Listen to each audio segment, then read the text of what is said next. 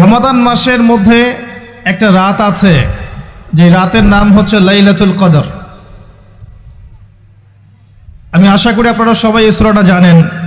বা'দা আউযু বিল্লাহি মিনাশ শাইতানির রাজীম, ইন্না আনজালনাহু ফি লাইলাতুল কদর। নিশ্চয়ই আমি কোরআনকে নাজিল করেছি লাইলাতুল কদরে, ভাগ্য রজনীতে। ওয়া মা আদরাকা মা লাইলাতুল কদর। হে নবী মুহাম্মদ সাল্লাল্লাহু আলাইহি ওয়াসাল্লাম, আপনি কি জানেন লাইলাতুল কদর কি জিনিস? লাইলাতুল কদরি খায়রুম মিন আলফি শাহর। লাইলাতুল কদর হচ্ছে হাজার মাসের চাইতে উত্তম। এখানে গাণিতিকভাবে ব্যাখ্যা করতে যাবেন না, 1000 মাস সমান সমান কত বছর হয়, ব্যাপারটা এমন নয়। এখানে আধিক্য বোঝানো হয়েছে।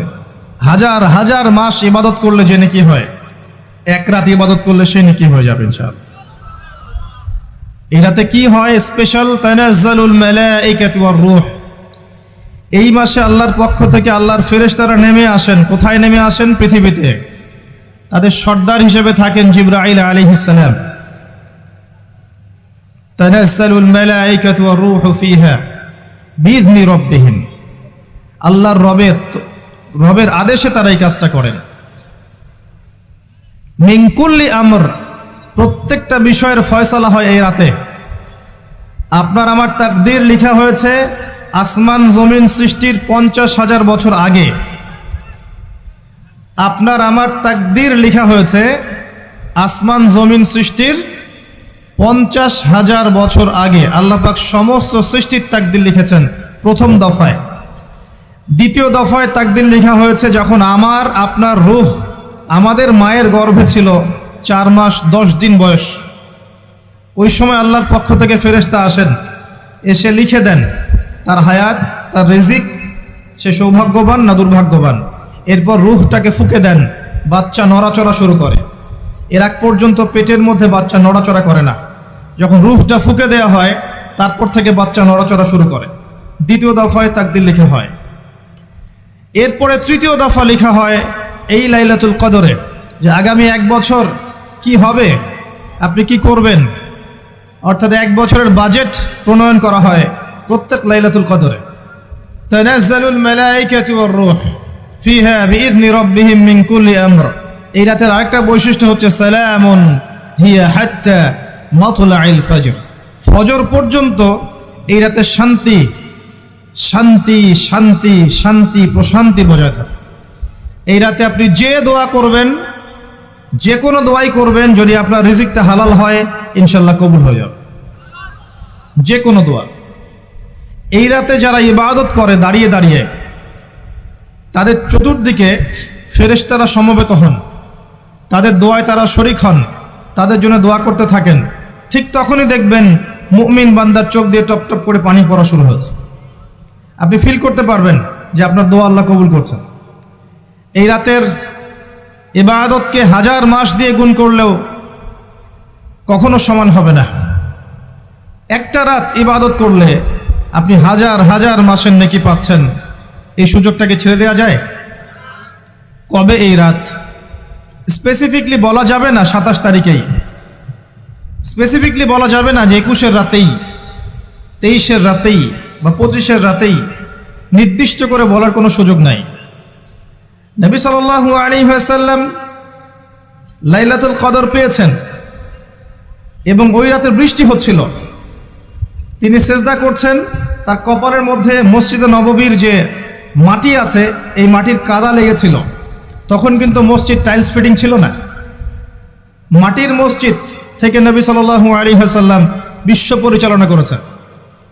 আর আমাদের এখন তাজমহলের মতো মসজিদ, হেদায়েতের কোনো হও নাই এখানে। এটা আখিরুজ্জামানের সাইন। মসজিদগুলো হবে চাকচিক্যময়, হেদায়েত শূন্য। হাদিস একদম স্পষ্ট আছে, মসজিদ হবে চাকচিক্যময় কিন্তু হেদায়েত শূন্য। ইভেন দেখবেন নামাজ পড়ছে মুসল্লি, পাশে হই হুল্লা করছে। দিনের কথা আলোচনা হলে বা নামাজ পড়লে, কেউ কোরআন তেলাওয়াত করলে আদবের সাথে যে পাশে শোরগোল করতে হয় না, এটাও এখন বুঝাতে হয়। বুঝাতে গিয়ে যদি আপনি এই আয়াত তেলাওয়াত করেন, লাহুম কুলুবুন লা ইয়াফকাহুনা বিহা, কিছু মানুষকে আল্লাহ পাক কলব দিয়েছেন, বোঝে না। ওয়ালাহুম আযানুন লা ইয়াসমাউনা বিহা, কিছু মানুষকে আল্লাহ পাক কান দিয়েছেন, শোনে না। ওয়ালাহুম আ'ইউনুন লা ইউবসিরুনা বিহা, কিছু মানুষকে আল্লাহ পাক চোখ দিয়েছেন দেখে না। উলাইকা কাল আনআম, এরা আনআমের মতো। বাল হুম আদাল, বরং তার চাইতেও নিকৃষ্ট। তখন কিছু মানুষের ইগোতে লেগে যায়। আচরণ কিন্তু এমনই। কোরআন যেখানে তেলাওয়াত করা হচ্ছে, নবীর হাদিসের কথা বলা হচ্ছে, সেখানে উঁচু স্বরে কথা বলা জায়েজ নেই। নামাজ পড়ছে একজন ব্যক্তি, সে আল্লাহর সাথে সরাসরি কথা বলছে, তার পাশে কথা বলা জায়েজ নেই। এমনকি নামাজরত ব্যক্তির পাশে কোরআন তেলাওয়াত করাও জায়েজ নেই। আমি কথা কি বুঝতে পারছেন? একজন ব্যক্তি নামাজে দাঁড়িয়েছে, আল্লাহর সাথে কথা বলছে, পাশে আপনি কোরআন তেলাওয়াত করতে পারবেন না জোরে জোরে। মনে মনে করতে হবে, করতে চাইলে মনে মনে করতে হবে। অনেক সময় মসজিদের ভিতরে দেখবেন নামাজ পড়া হচ্ছে, শোরগোল করছে। নবী সাল্লাল্লাহু আলাইহি ওয়াসাল্লাম বলেছিলেন, আখিরুজ জামানে, তিরমিজিতে আছে হাদিসটা, আখিরুজ জামানে ইসলামের নামটুকু থাকবে, ইসলামের প্রকৃত বিষয়গুলো থাকবে না। কোরআনের মাসহাফ থাকবে, যে মাসহাফ, কোরআনের মাসহাফটা থাকবে, এর শিক্ষাগুলো থাকবে না। মসজিদগুলো হবে চাকচিক্যময়, কিন্তু মসজিদ হবে হেদায়েত শূন্য। আর চতুর্থ লাইনটা আরো ভয়ঙ্কর।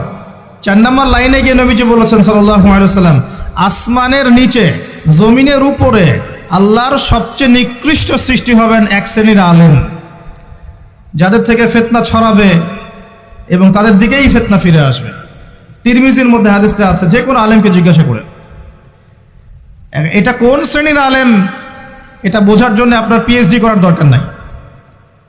যারা দিনকে দুনিয়ার বিনিময়ে বিক্রি করেছে, তারাই সেই শ্রেণীর আলেম।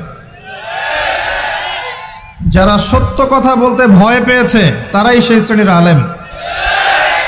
যারা সত্যকে মিথ্যার সাথে মিশ্রিত করেছে, তারাই সেই শ্রেণীর আলেম। এবং যারা ইসলামের নামে উম্মাকে শতদা বিভক্ত করে দিয়েছে, এরাই সেই শ্রেণীর আলেম।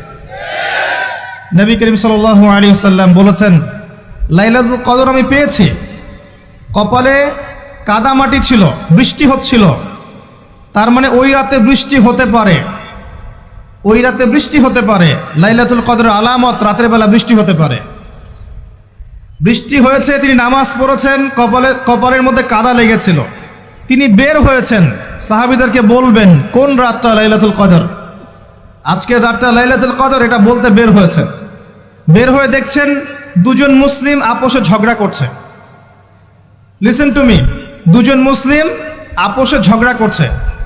আমরা বলি না যে মুসলিমদের মাঝে ইখতিলাফগুলো রহমত, আমরা বলি না?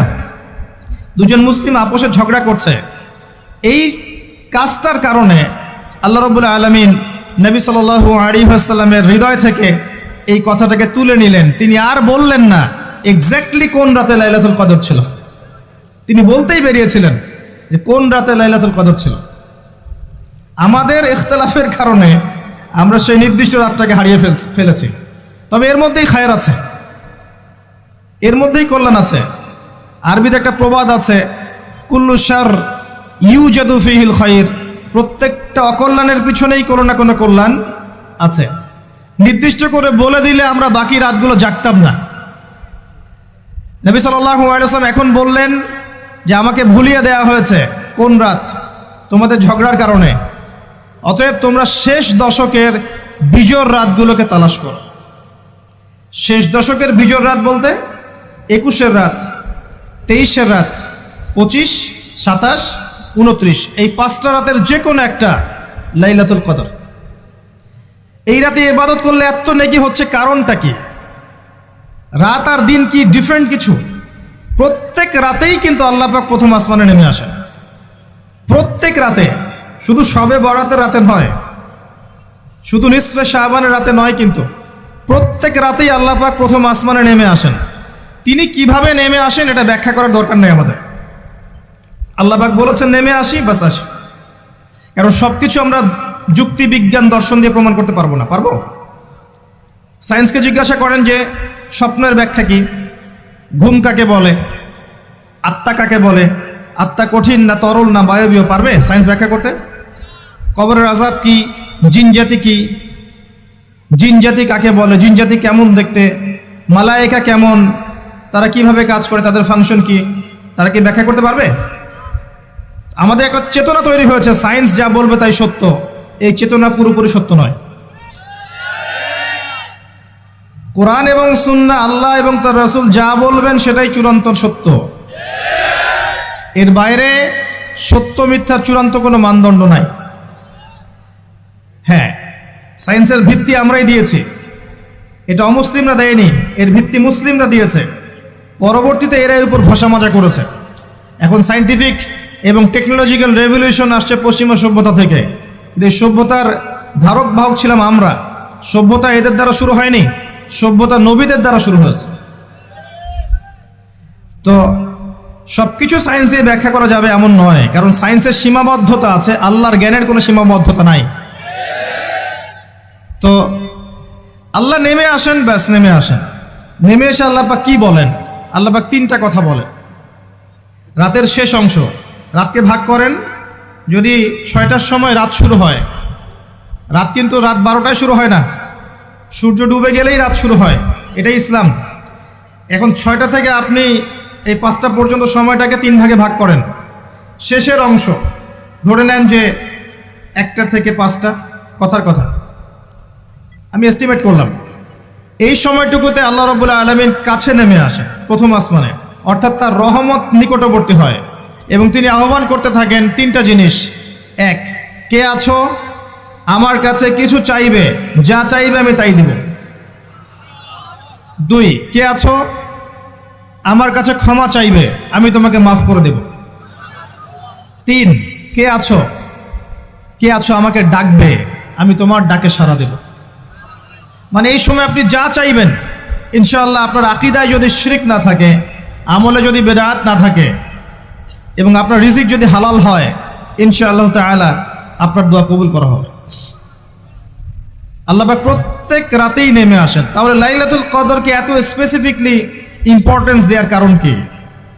একটাই কারণ, মনে রাখবেন, লাইলাতুল কদরকে মর্যাদামণ্ডিত করার এবং রমাদান মাসকে শ্রেষ্ঠ মাস মর্যাদামণ্ডিত করার একটা কারণ, only one reason behind it, সেটা হচ্ছে এই মাসে এবং এই রাতে আল কোরআন নাজিল হয়েছে। কথা কি বুঝতে পারছেন? কোরআন নাজিলের কারণেই এই মাসটা মহামান্বিত, কোরআন নাজিলের কারণেই এই রাতটা সম্মানিত। ইন্না আনজালনাহু ফি লাইলাতুল কদর। আসুন সামনে যাই। নবী করিম সাল্লাল্লাহু আলাইহি ওয়াসাল্লাম যখন এই জাহেলি যুগে বাস করছেন, এই লাইলাতুল কদরে রমাদান মাসে আল্লাহ পাক কোরআন নাজিল করলেন। কি জন্য নাজিল করলেন? কারণ এই সমাজটাকে পরিবর্তন করার জন্যে, সমাজের জাহিলিয়াতগুলোকে দূর করার জন্যে নবী করিম সাল্লাল্লাহু আলাইহি ওয়াসাল্লাম প্রচণ্ড ফিকির করতেন। কি করা যায়, কি করলে মানুষগুলো শিরক ছেড়ে দিবে, কি করলে সুদ বন্ধ হবে, কি করলে মাদক থেকে মানুষ দূরে থাকবে, কি করলে নারীর সম্মান বৃদ্ধি পাবে। তিনি ভাবতেন কিভাবে গোত্রীয় হানাহানি বন্ধ করা যায়, তিনি এগুলো ভাবতে থাকতেন। হেরা গুহায় বসে তিনি এগুলো ভাবতেন কি করা যায়। যুবক বয়সে তিনি হিলফুল ফুজর তৈরি করেছেন এগুলো সমস্যা দূর করার জন্য, কিন্তু পরিপূর্ণরূপে সফল হয়েছেন বলতে পারি না আমরা, কারণ তখন ওহী আসেনি। এই ভাবতে ভাবতে ভাবতে ভাবতে একদিন এক রাতে তার কাছে আল্লাহর পক্ষ থেকে কোরআন নাজিল হলো। সূরা আলাকের প্রথম 5টা আয়াত, বিসমিল্লাহির রহমানির রহিম, ইকরা বিসমি রাব্বিকাল্লাযী খালাক। পড়ুন আপনার রবের নামে যিনি আপনাকে সৃষ্টি করেছেন। খালাকাল ইনসানা মিন আলাক, যিনি মানুষকে সৃষ্টি করেছেন জমাট বাঁধা রক্তপিণ্ড থেকে। আমরা সবাই জমাট বাঁধা রক্তপিণ্ড ছিলাম মায়ের পেটে। আজকে আমরা আল্লাহ দ্রোহী হয়েছি, কিন্তু আমরা পেটের মধ্যে এতটুকু জমাট বাঁধা রক্তপিণ্ড ছিলাম। সূরা ইয়াসিনের মধ্যে আল্লাহ পাক এই কথাটা বলেছেন, তোমাদেরকে তো নুতফা থেকে সৃষ্টি করেছি, ফাইদা হুয়া খসিমুম মুবিন, যখন সে বড় হয়েছে সুস্পষ্টভাবে আল্লাহর বিরুদ্ধাচরণ করছে। ঈদের যে শপিংটার কথা বলছি, এটা এই কারণে বলছি, লাস্টের দশকে আমরা ঈদের শপিংয়ে বেশি ব্যস্ত থাকি, এতে করে লাইলাতুল কদরটা আমরা হারিয়ে ফেলি। লাস্টের দশক আমরা হয় ইতেকাফ করব, না হলে বাসায় নামাজ পড়বো, পরিবারবর্গকে নিয়ে রাত জাগবো। পারা যাবে ইনশাআল্লাহ? তারাবির নামাজ তো পড়বোই ইনশাআল্লাহ জামাতে। এবং আপনি 20 পড়েন আর 8 পড়েন, আপনি নামাজের কোয়ালিটিটাকে ভালো করার চেষ্টা করেন, নামাজের কোয়ালিটিটাকে বেস্ট করেন, ধীরে ধীরে তেলাওয়াত করেন, ধীরে ধীরে রুকু সেজদা করেন, নামাজটাকে এনজয় করেন, সময় নিয়ে, টাইম নিয়ে, 2 ঘন্টা সময় লাগুক, 3 ঘন্টা সময় লাগুক, এনজয় করে নামাজ পড়েন। আল্লাহ পাক তৌফিক দান করুন। এরপর শেষ রাতে আবার ওঠেন, পরিবারবর্গকে নিয়ে নামাজে দাঁড়ান, একসাথে জামাত করে নামাজ পড়েন, পরিবারে নফল নামাজ পড়েন, বাসায় বরকত হবে ইনশাআল্লাহ।